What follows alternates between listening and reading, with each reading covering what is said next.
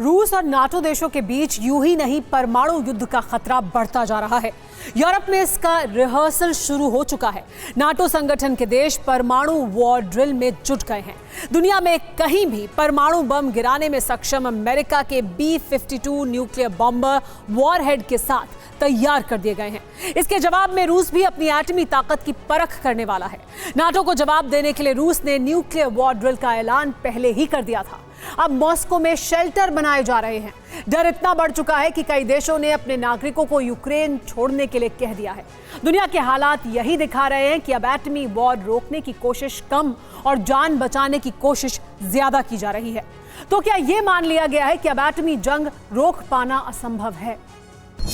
क्या किसी भी वक्त सदी का पहला एटमी प्रहार होने वाला है? क्या इतिहास का तीसरा परमाणु बम यूरोप में गिरने वाला है? क्या नेटो वर्सेस रूस की लड़ाई में बारूदी सुनामी आने वाली है? ये अपने गांव में स्टेशनरी बिजनेस शुरू करके हर महीने 2 लाख कमा रहे हैं। आपके गांव में भी ये करना है तो फ्रीडम ऐप को अभी डाउनलोड कीजिए। घनघोर आशंकाओं में लिपटे बारूदी सवाल यूं ही नहीं डरा रहे हैं। इन महाविनाशक सवालों का आधार है रूस और अमेरिका की महत्वाकांक्षा। बारूदी ब्रह्मास्त्र से शत्रुओं को परास्त करने की अंतिम तैयारी और नेटो का वो न्यूक्लियर वॉर रिहर्सल जो यूरोप में शुरू हो चुका है। जब यूक्रेन युद्ध में बेहिसाब बारूदों की बरसात जारी है, जब प्रचंड प्रहार और पलटवार से यूक्रेन धुआं है, जब रूस और नेटो देशों का छद्म युद्ध अति पर पहुंच चुका है, तब अमेरिका की अगुवाई में नेटो देशों ने परमाणु हमले की तैयारी शुरू कर दी है।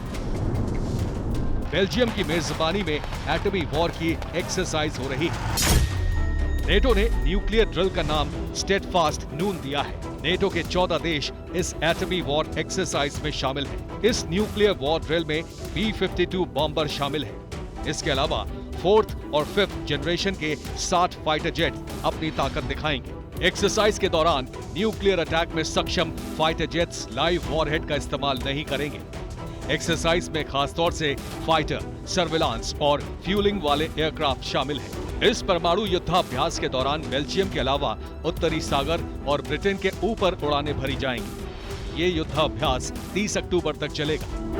नेटो का दावा है कि इस अभ्यास का मकसद ये देखना है कि उसकी परमाणु डेटरेंट क्षमता कितनी सुरक्षित और प्रभावी है। यूं तो नेटो का यहाँ तक कहना है कि इस एटमी वॉर एक्सरसाइज का यूक्रेन युद्ध से कोई नाता नहीं है, लेकिन रूस विनाश का आधार करार दे रहा है। नेटो के जवाब में रूस की एटमी तैयारी के बारे में विस्तार से बताएंगे, मगर उससे पहले जान लीजिए कि 3 नेटो देशों के पास एटम बम है। अमेरिका के पास सबसे ज्यादा 5428 है, जबकि ब्रिटेन के पास 225 और फ्रांस के पास 290 परमाणु बम है। एक रिपोर्ट के मुताबिक यूरोप में अमेरिका के करीब 100 एटम बम तैनात है। यहाँ तक कि रूस की देहरी के करीब ही अमेरिका का एटम बम है। यूरोप के 5 देशों में अमेरिकी एटम बम है। बेल्जियम, जर्मनी, इटली, नीदरलैंड्स और तुर्की में अमेरिका का बारूदी ब्रह्मास्त्र तैनात है। यूं तो तुर्की की नीति पुतिन के करीब होती जा रही है। इसके बावजूद 4 यूरोपीय देशों के एटम बम रूस के लिए खतरा हो सकते हैं। बेल्जियम इस एटमी वॉर एक्सरसाइज का मेजबान है और बाकी जर्मनी, इटली और नीदरलैंड्स इसमें शरीक हैं। ये दुश्मन को मटियामेट करने की कसम के साथ अपनी मारक क्षमता परख रहे हैं। इसका अंदाजा रूस को भी है। यही वजह है कि रूस भी अपनी ताकत परखने के लिए मैदान में उतरने वाला है। नेटो के स्टेडफास्ट नून के जवाब में रूस ग्रोम शुरू करने वाला है।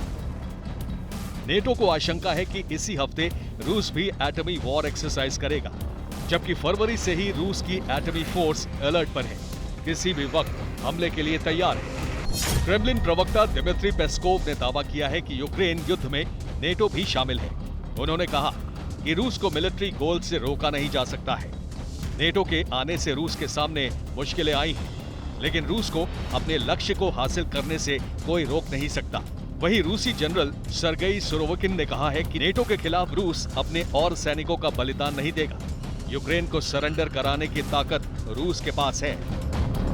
रूस के संतरी मंत्री से लेकर प्रधानमंत्री और राष्ट्रपति तक कई दफे एटमी अटैक की धमकी दे चुके हैं।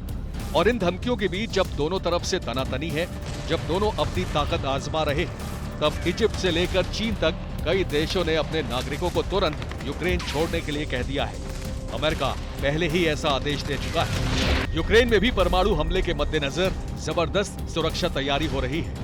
कीव के लोगों को शेल्टर होम में ही रहने के लिए कहा गया है। उधर मॉस्को में भी शेल्टर होम बनाए जा रहे हैं। 18 अक्टूबर तक कारों और निजी सामानों की पार्किंग को खाली करने का आग्रह किया गया है। शेल्टर होम में सोने के स्थान, हीटर और प्राथमिक चिकित्सा किट की व्यवस्था की जा रही है। ये तैयारी भी युद्ध के विनाशक होने के संकेत दे रही है। रूस और नेटो की आक्रामकता की वजह से ही अंदेशा है कि किसी भी वक्त एटमी युद्ध शुरू हो सकता है। ये अपने गांव में स्टेशनरी बिजनेस शुरू करके हर महीने 2 लाख कमा रहे हैं। आपके गांव में भी ये करना है तो फ्रीडम ऐप को अभी डाउनलोड कीजिए।